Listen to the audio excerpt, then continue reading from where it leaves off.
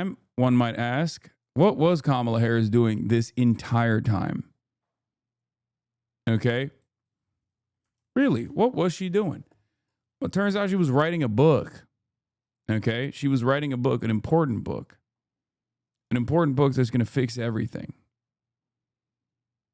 Let me see if I can find that TikTok that she made as well. The Kamala Brigade is alive and well. She was powering up. She was writing a manual on how she lost and how you can too. And let's see if my prediction that I made yesterday came true here. Probably not, because I haven't heard from a lot of liberals. I have not heard from a lot of liberals about how excited they are about this interview. So. Wait, pregame with this?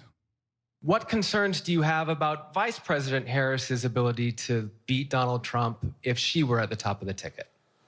Look, I wouldn't have picked Vice President Trump to be vice president. Oh! But I think she's not qualified to be president. Let's start there. Number one. The fact is that... Are you kidding me? It's is the that I think I'm the most qualified person. Killing it. I miss him. Ladies and gentlemen, stay. Ladies and gentlemen, my guest tonight was Vice President of the United States. Please welcome her back to The Late Show, Vice President Kamala Harris. R.I.P. He died.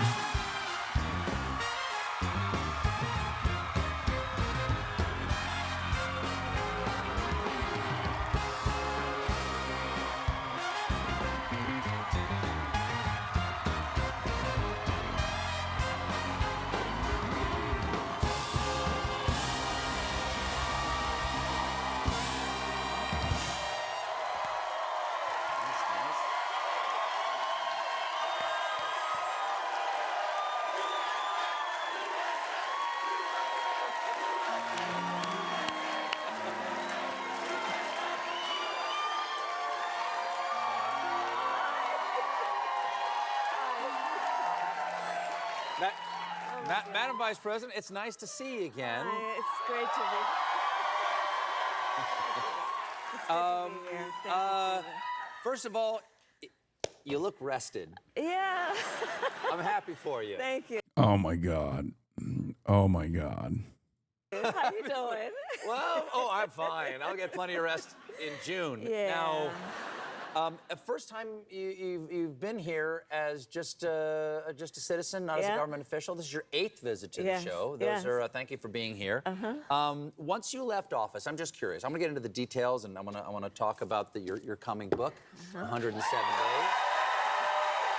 But before we do that, I'm just curious. Once you left office, how long before you turned on the news again? Months. Yeah. What? Months. I'm just not into self-mutilation, and I just. Lots of cooking shows. Oh, good. Lots of cooking Great shows. British Bake Off and stuff like that. That's great, man. I'm glad that she was doing self-care after she literally spiked a football and handed over the electoral victory to the Trump administration. You know, sorry, the genocide of Palestinian children had to continue. Nothing we can do about it. But hey, I've been doing all right. It's one of my favorites. Oh, amazing. Yeah, sure. Yeah. Well, one question on everyone's mind right now. Yeah. How's Doug?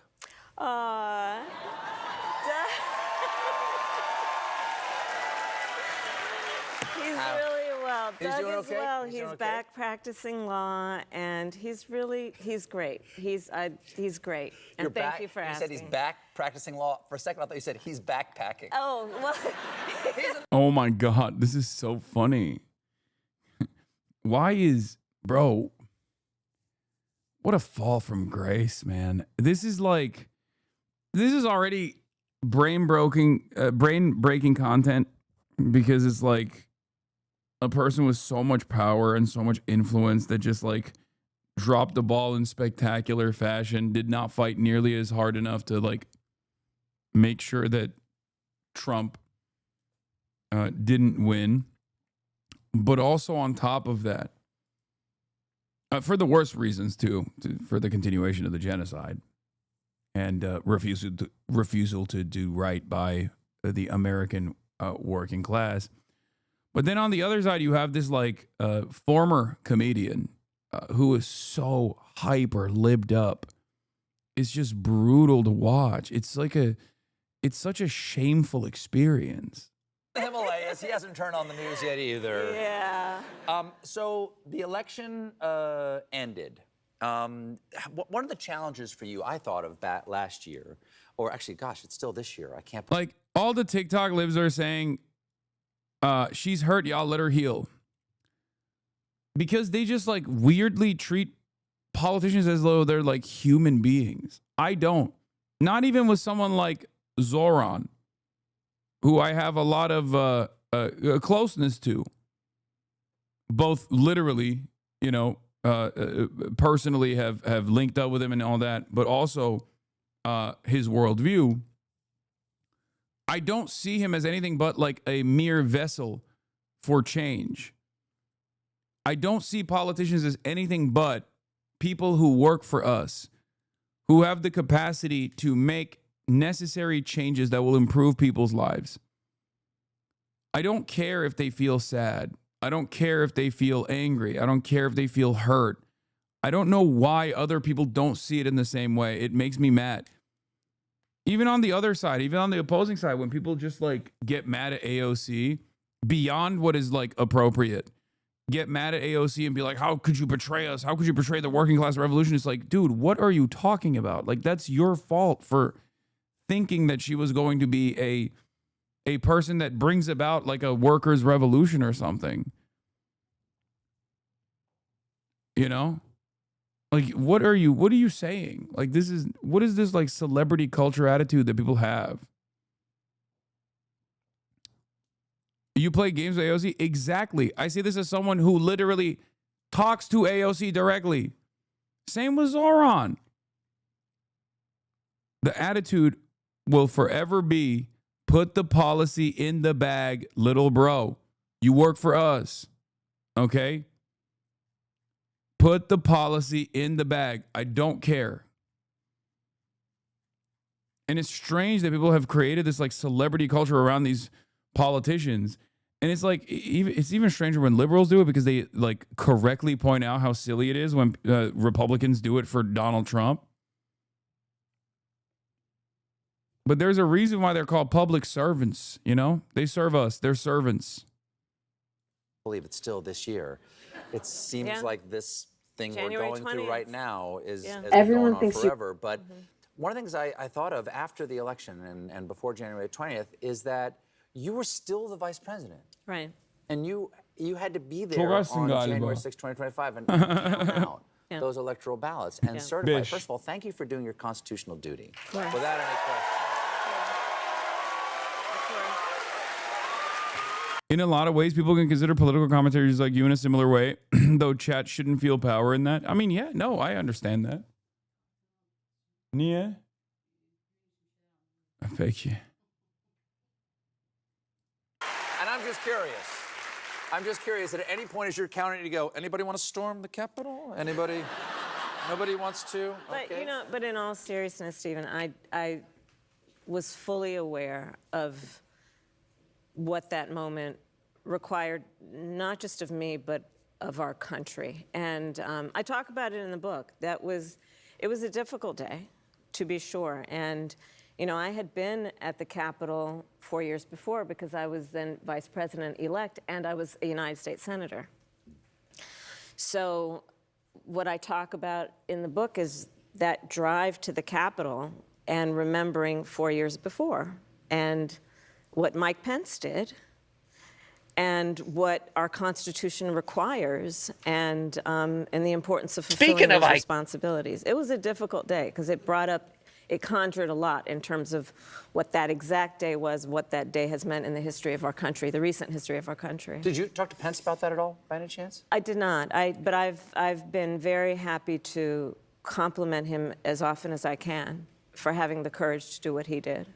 Well, you announced yesterday, you made an announcement that you're not running for the governor of California. Correct. Even though in early polling you beat every other candidate by double digits, Yeah. you said you're going to sit this one out. Why are you sitting this one out? Are you saving yourself for a different office that might be? No. That's what everybody obviously. I know, but honestly, Obviously, people project onto no, their I hopes and understand. dreams. And yeah. honestly, that it's more perhaps basic than that. Listen, I am a devout public servant. I have spent my entire career in service of the people. And I thought a lot about running for governor. I love my state. I love California. I've served as just elected district attorney, attorney general, and senator. But to be very candid with you, when I was young in my career, I had to defend my decision to become a prosecutor with my family. And one of the points that I made is, why is it then when we think we want to improve a system or change it, that we're always on the outside on bended knee or trying to break down the door? Shouldn't we also be inside the system? And that has been my career. And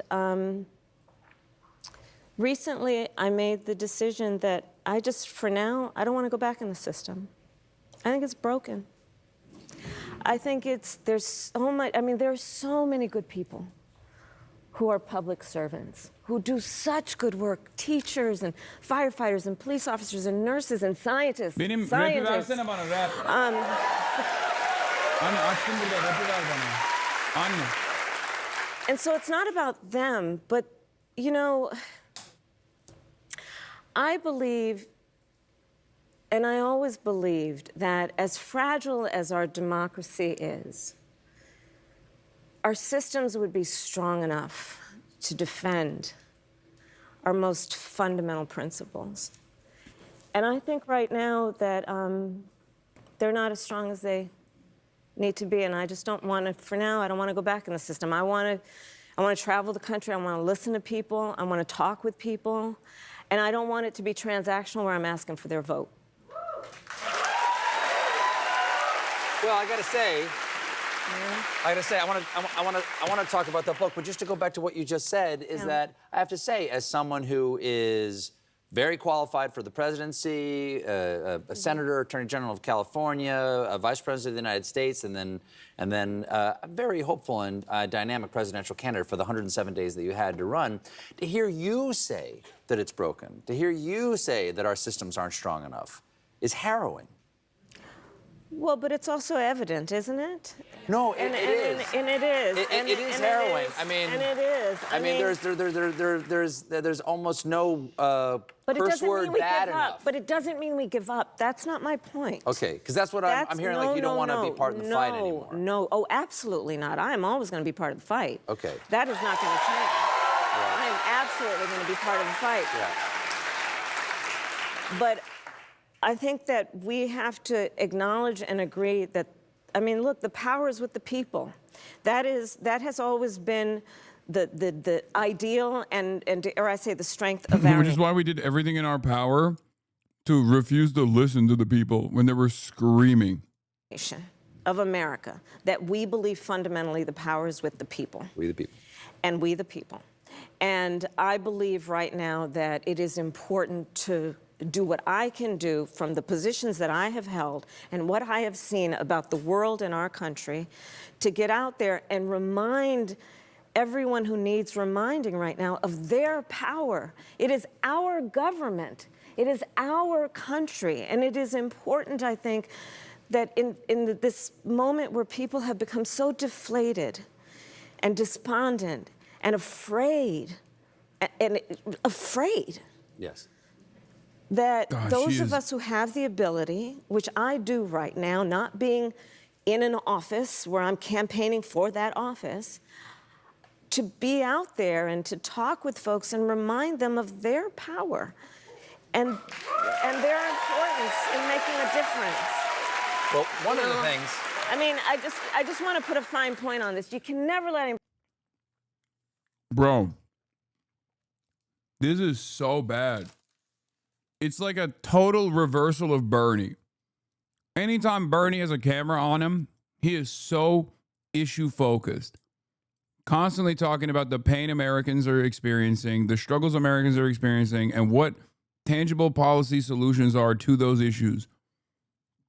This is all vague generalizations, just like pointing the finger at like the dream of an America or something.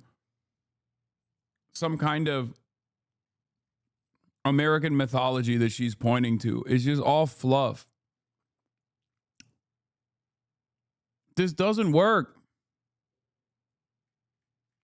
It's just all nonsensical platitudes, vague generalizations. Like, this is...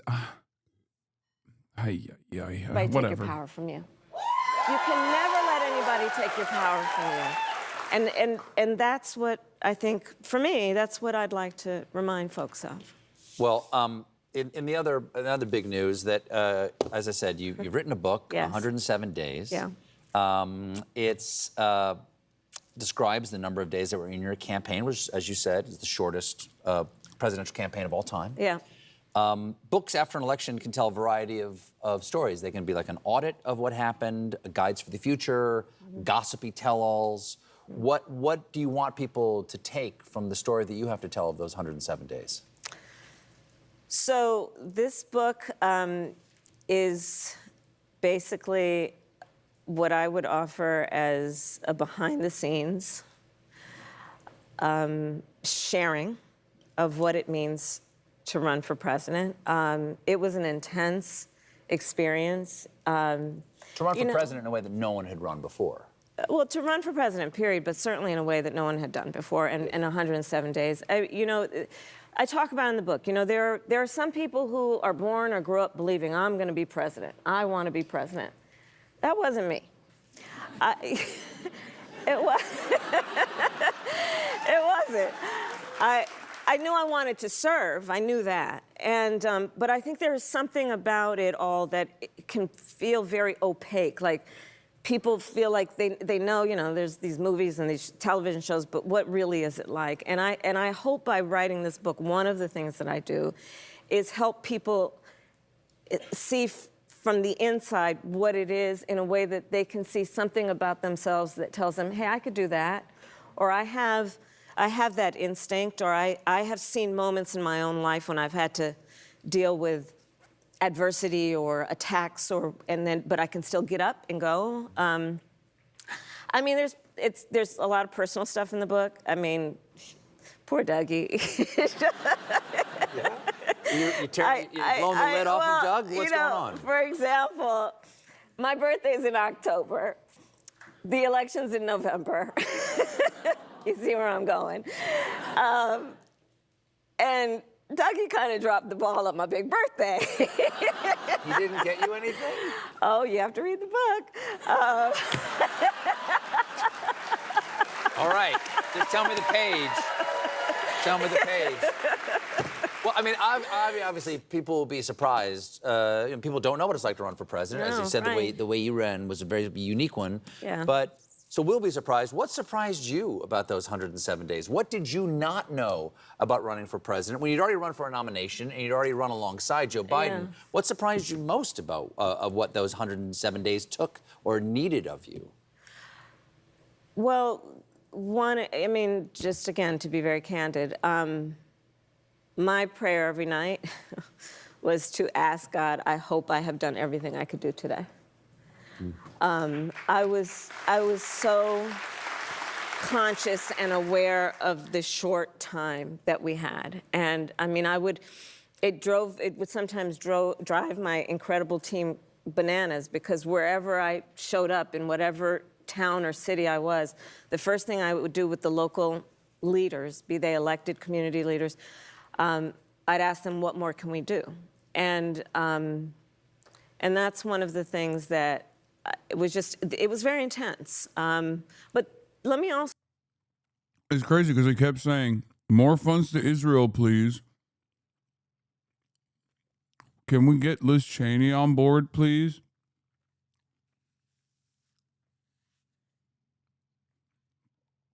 That's what she kept asking the community leaders.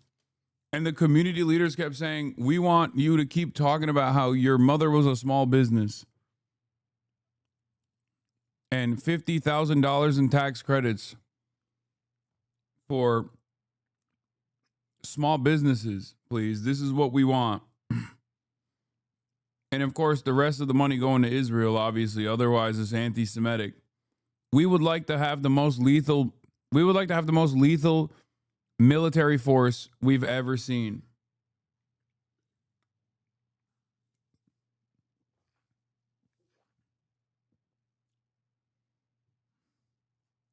To say what was incredibly beautiful was we would have these events where people who I'm sure had never been under the same roof with the people who were standing next to them, all were under the same roof, seeing themselves in each other. As I like to say, it is aspirational, I think, but very real, seeing in the face of a stranger a neighbor. And I saw that throughout our country. You know, I mean, just you name the whatever you're thinking of, the race, the age, the gender, the whatever you're thinking about who our country is, and all of them being together, seeing each other as fellow Americans and invested in a common goal. And that was really beautiful and very affirming, very affirming. It's hard for us to remember now.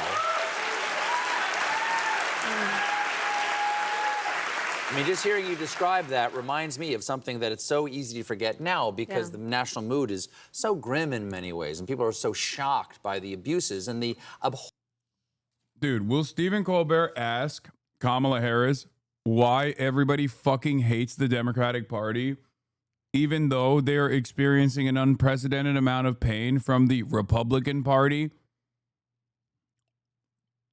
Will Stephen Colbert ask what could have been done differently? What were some of the biggest weaknesses of the campaign by her estimation outside of, I don't know, the 107 days that she keeps repeating? I mean, she literally named the book after an excuse. corruption and the violence against neighbors here happening in the United States by our government, and the free reign being given by Congress and the Supreme Court to this president, that just less than a year ago, things were very joyful. There was actually a lot of hope associated with your campaign, and there was a lot of promise that we might actually not only keep this absolute barbarian out of the White House, but also we might actually make progress as a country with the type of people that we wanted to see in office, and a younger, more vital, revived political consciousness in America. What do you think of when you look back at that time and that feeling? What I look back at is, as I said, how people realized the commonality and the collective strength and our collective love of our country. We love our country. And the thing about that experience is exactly what propels me to think about this moment and the future and not look back too much, which is those same people, they're still here. They still know joy in their hearts. They still know how to have a sense of optimism and faith in the future and to believe and to fight for that. And that hasn't gone away. And I just think it's really important that we never let a circumstance, situation, or person defeat our spirit. You can't let that happen. You can't give up your belief in what can be and what can be better. And in spite of, I talked about it the day after the election. Am I crazy, or is she just not saying shit right now? Like, at all. I'm trying to understand. I'm trying to interpret her words a little bit, but she's giving me nothing, bro. What the hell is this?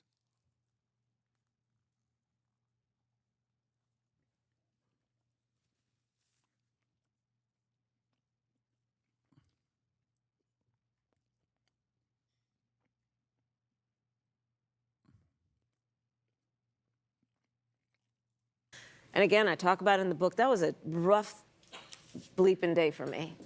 And it was important to me in my speech that I gave that day, the next day after the election, to remind people to not give up. I am so aware of the joy that was there and the hope and the enthusiasm. And I just think that we have to remember it was not just a candidate that gave that. It came from the people who naturally have that, and this election cannot take that away. But let's be clear-eyed about it, right? And let's be clear-eyed about what's going on. And that's why, you know, people are taken to the streets, and people are organizing, and people are talking with each other, and they're talking about the issues, and they're and articulating what we know is wrong and what it should be. And so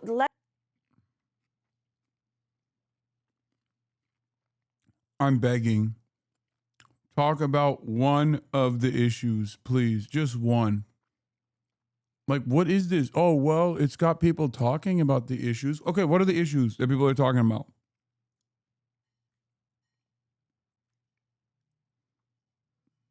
Name something that's going wrong in the country. Because the only thing that they've talked about so far is that, like, you know, Trump is bad, but without even, like, describing what he's doing that's bad and horrifying. And how Trump makes us feel.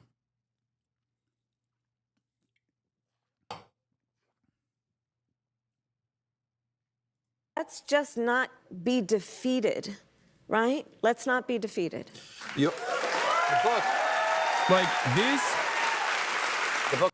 even this would be silly the day after, but it's not the day after the election.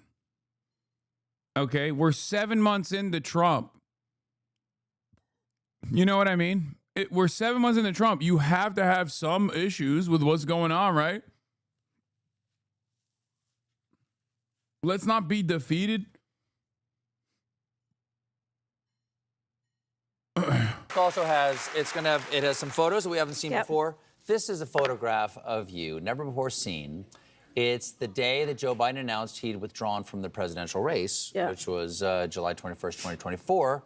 What's going on here with you? Is this where you're finding out? Are you being told that this was about to happen? So that day, July 21st, 2024, was a Sunday, and it was, my family was staying with us, and including my baby nieces, my nieces' children, I call them my baby nieces. And we had a really wonderful brunch. Again, I talk about what that day is, but, and then I get the call from Joe. And immediately, that's the dining room at the vice president's residence. And immediately, my incredible team, my incredible team, people just started coming. And we turned it into a war room. And I made over 100 calls that day. I rolled calls. And that's me on a call. So you'll see my phone is actually on my lap. And you know, I know I've been teased about this, but I like these kinds of ear pods that have the thing. Yeah. Because I've served on the Senate Intelligence Committee. I have been in classified briefings, and I'm telling you, like, don't be on the train using your ear pods and thinking somebody can't listen to your conversation. I'm just telling you, that's a little bit more secure. So you roll those 100 calls. Yeah. You roll those 100 calls in just a couple of, so President Biden says he's stepping. Bro, this is crazy. Okay.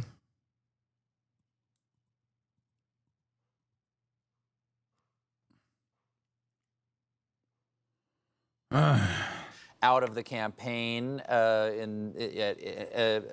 what, mid-afternoon, something Yeah, like that. yeah. And half an hour later, he says he's endorsing you to Correct. take over. You roll up those cars. A couple days later, it's kind of all over but the shouting. Everybody can see that people Right. are coalescing behind you. You have Right. 107 days. Right. What would you do differently, looking back on it?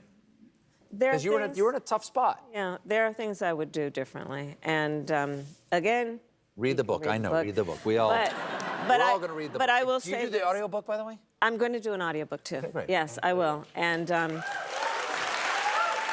read it. I'll record it. But I mean, the one thing I just have to say, and I mentor a lot of people have done that over my career. None of us achieves any success. It's certainly for me, without having an incredible team. And one of the points that I hope I make often enough is I was going through that 107 days. This is a personal and candid perspective from me about what that experience was. But I had a team, many of people who have been with me for years, who really were so invested, and as I say there, I mean, left it all on the field, and I don't regret a day of that.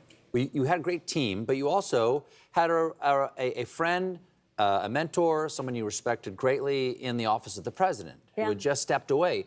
What was that like when you saw Joe Biden walk on stage at that debate, and it did not go well? Spoiler, it did not go well in that debate. Therefore, you became the candidate. At what point in the, say, month that followed that, did people start saying, you might need to be prepared for this? Let me say something about Joe Biden. I have an incredible amount of respect for him. And I think that the way that we should be thinking about where we are right now. Bro, he can't hear you. He's dead. He's already dead. You don't have to you do not have to glaze him. It also doesn't make sense because, like, this, at least now is your opportunity to shit on him, to be like, he's the reason why I lost. There's more truth to that than anything else she could ever say here. Like, if she came out and was like, I lost because of Joe Biden, that was the anchor around our neck, that would literally be closer to the truth than anything else. I don't understand. Oh my God, these people are so fucking annoying. Jesus Christ. What kind of grip does this man have over these people? I don't get it. Now is to remember that we had a president of the United States who believed in the rule of law,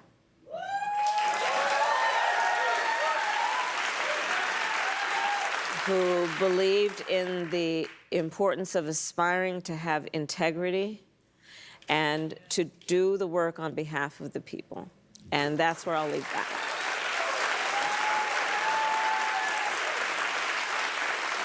I think that's a fine sentiment and all true. I'm just curious, did people say to you, you should be prepared for this?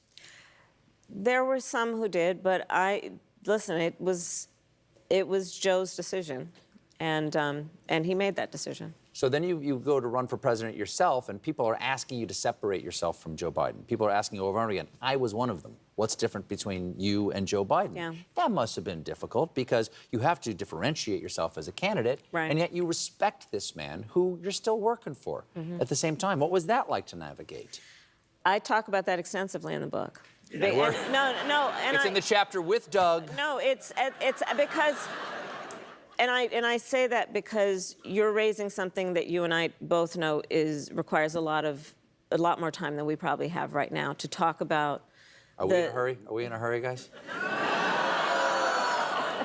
Go ahead. Thanks, everyone. Go ahead. Go ahead.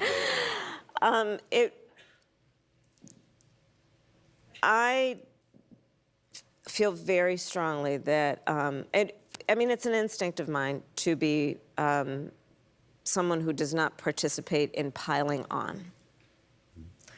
And I was not going to pile on. And I just wasn't going to do that.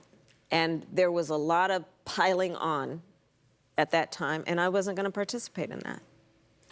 Well, one person you did pile on.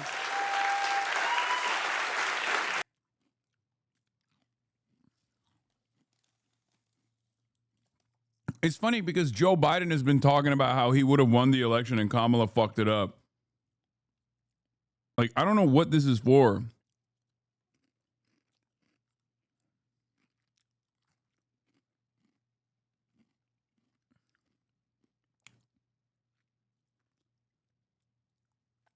Yeah, you know who was piling on Joe? The voters.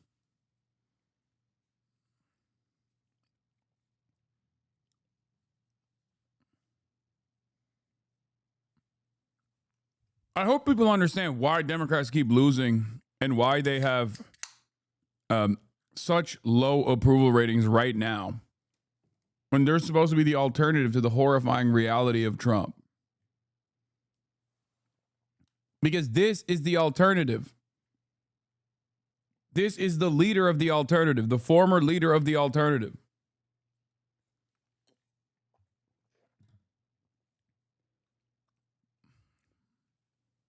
I don't care if liberals are eating this up and being like, oh, like every 70-year-old is saying like, oh, if only we had someone with grace running the country again. It clearly does not do well when it comes to the actual election. Okay? It doesn't work.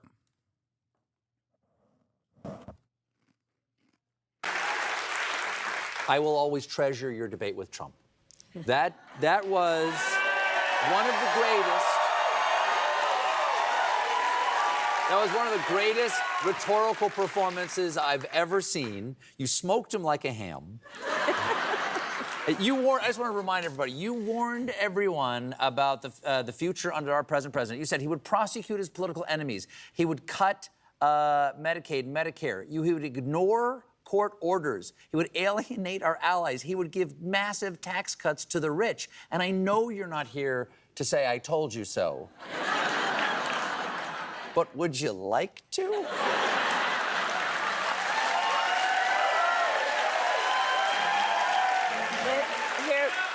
But let me just say this. You are correct that I did predict a lot of it. But Stephen, what I did not predict. I predicted this coming. Let's see if he. Let's see if they even talk about Israel. It seems like they won't even talk about that. Was the capitulation? I didn't predict that. People would roll over for this president. I didn't see that. I didn't see that coming. And perhaps it's naive of me, someone who has seen a lot that most people haven't seen, but I believed that on some level, you know, there should be many who consider themselves to be guardians of our system and our democracy who just capitulated. And I didn't see that coming. Do you think, I mean, you must have some still connection to what's going on in Washington. Do you think that these people think that they can just ride out the storm and everything will be fine on the other side? I think there are some who do. And I think that it is completely naive. I think there are a lot of people who think they're riding out the storm as an excuse to be feckless. Mm-hmm.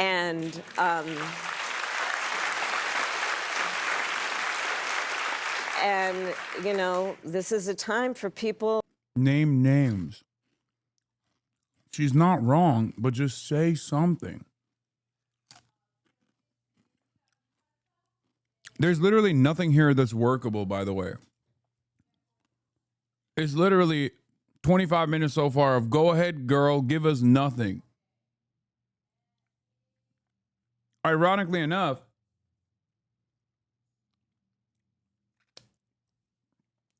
the reason why she lost is because of her capitulation to Trump and Trumpian politics and Trump's literal policies. That's it. That's what happened. It's crazy. Well, you know, I mean, look, we designed our democracy with 3 independent, co-equal branches of government. I mean, when you see that the president of the United States is trying to get rid of the Department of Education, and Congress has the role and responsibility to stand in the way of that, and they're just sitting on their hands and then they go on recess because they don't want to deal with transparency? And the Supreme Court says that he can ignore a law that established it. Yeah, but the Supreme Court, we knew what they were doing. Remember, I talked about it in 107 Days. I don't put that in the book, by the way. This is an exclusive. This is an exclusive for the Stephen Colbert Show. But the Supreme Court basically gave whoever would be president, when I was in the campaign, I talked about immunity. Immunity. We talked about it. So we're not surprised what the Supreme Court is doing, and God thank those members of the court who write brilliant dissents and remind us of what the democracy and the rule of law is supposed to be. You know. Well, thank you so much for being here. It's an honor to have you here. It's crazy that Colbert treated this like a person, like a random person selling a book, and not like one of the most important political failures of this past decade. Like, this is even shocking by Colbert standards. And not only is it still shocking by Colbert standards, what's the takeaway here? We didn't learn anything about why she lost. No responsibility on anyone. You would think that she didn't even lose the election, listening to her speak like this. That no election took place at all, I guess.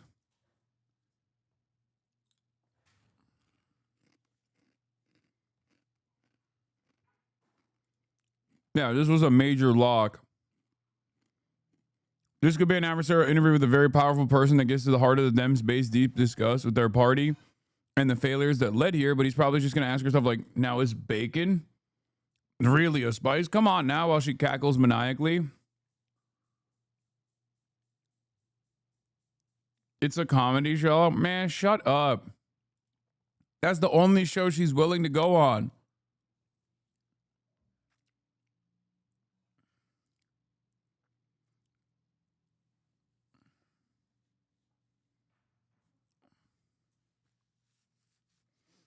Where was the comedy when he was ripping into fucking Zohran Mamdani? Talk about the new book, 107 Days. Got to read the book to find out most of the answers tonight. But I got to ask you something before you go. You're no longer, you're not running for office right now. Yeah. You're stepping away from that life right now. Who's leading the Democratic Party? I'm just curious. There are lots of leaders. And there's generally a leader of the Democratic Party. Like, oh, that's the leader of the Democratic Party. And who comes to mind? I think there are a lot of, I'm not going to go through names because then I'm going to leave somebody out and then I'm going to hear about it. But let me say this. I think it is a mistake for us who want to figure out. Bro, you got to literally pry things out with pliers. Like, you could ask Kamala Harris to describe her last meal that she had before coming on the show, and she'd be like, well, the concept of a meal is actually one that gives life sustenance, the joys of the world, the neighborhood, the hands that touches, the hand that feeds is not one that bleeds. The meal in and of itself is actually allowing us to dream, or at least start the process of a dream of a better tomorrow for better meals down the line. It's like, what are you saying? I just asked if you fucking literally, what did you eat before you got into the room?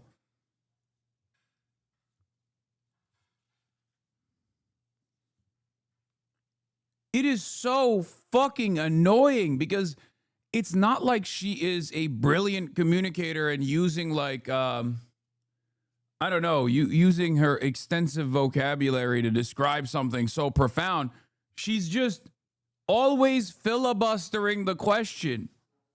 And the question could be something so simple, and she still literally will act as though this is a contentious interview. Yes, I accidentally burped. God damn it, dude. Shut up.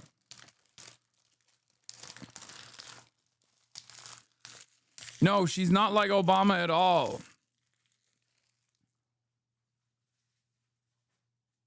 What are you talking about? Even Pete Buttigieg, who tries to do Obama, does a better job of doing Obama because like Pete Buttigieg has an idea behind what he wants to say. He knows what like policies he wants to either advocate against or be in favor of, and how hard he wants to be in favor of those policies. Like he'll moderate his position.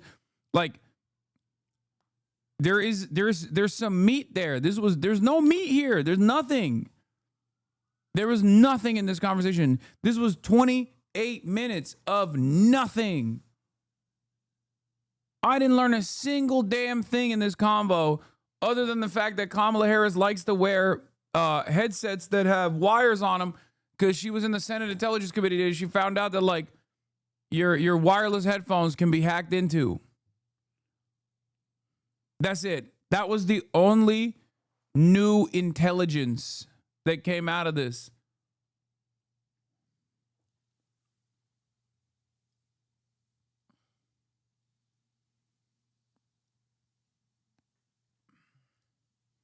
That, and also you got to buy the book. You got to buy the book. You got to buy the book. Out how to get out and through this and get out of it, to put it on the shoulders of any one person. It's really on all of our shoulders.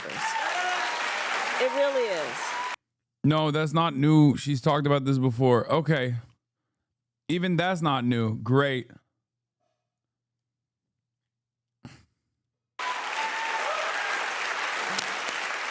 Well, Madam Vice President, thank you so much. You know what's really fucking annoying too? Like, people say Bernie's not electable. Bernie's not electable. This person is not electable. That person is not electable.